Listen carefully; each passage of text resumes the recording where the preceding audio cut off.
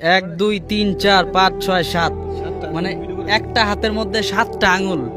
ও আমার সাথে মোসাফা করতে আসছে, তা মোসাফা করতে যে মানে হাত মিলতেছে না আমার। না সত্য মানে এক হাত দিয়েছে, আমার কাছে মনে হচ্ছে কি দুই হাত নাকি।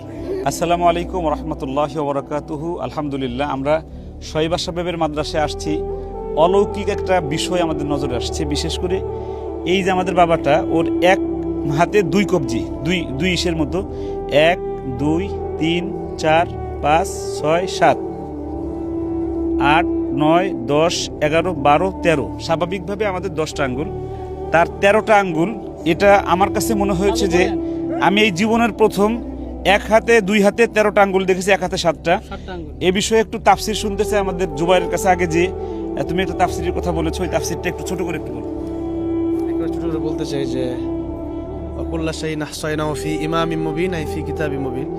জুবাইর আহমদ আনসারী রাহমাতুল্লাহ একটা তাফসির করছিলেন, সেই তাফসিরের মানে ইয়াটা আজকে তাকে দেখে বুঝতে পারলাম যে যখন কোনো বান্দাকে ফেরেশতাদের মাধ্যমে আল্লাহ পাক তার রূপরেখাটা তৈরি করেন, তখন ফেরেশতা জিজ্ঞেস করে আল্লাহ তাকে কিভাবে তৈরি করবো। তখন আল্লাহ লৌহ মাহফুজে 50,000 বছর আগে সে আকৃতি ধারণ করানো আছে, তার ছবি আছে।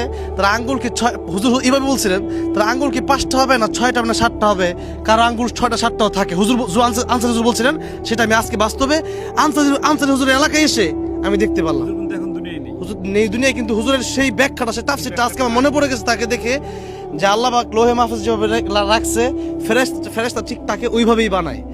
আমি সত্যি আজকে অনেক বেশি অবাক হলাম যে 1 2 3 4 5 6 7, মানে একটা হাতের মধ্যে 7টা আঙুল।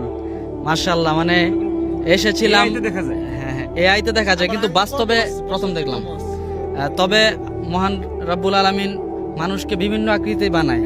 দেখা যায় যে আমি দেখছি 6টা আঙ্গুল, কিন্তু 7টা আঙ্গুল কখনোই দেখি নাই।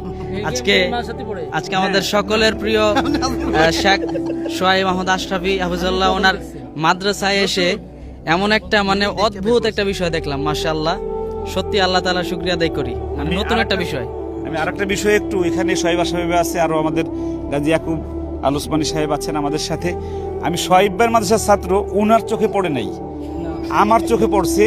ও আমার সাথে মোসাফা করতে আসছে, তা মোসাফা করতে যে মানে হাত মিলতেছে না আমার।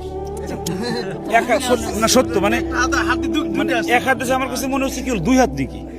পরে আমি ধরে দেখি না দুই হাত না, একই হাত, কিন্তু আঙ্গুল বেশি।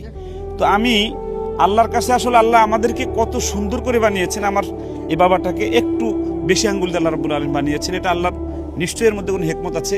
আমি দোস্তর মাদ্রাসার ছাত্র সোহাইব আশরাফি সাহেব, তোমার আজকে দোস্ত আমরা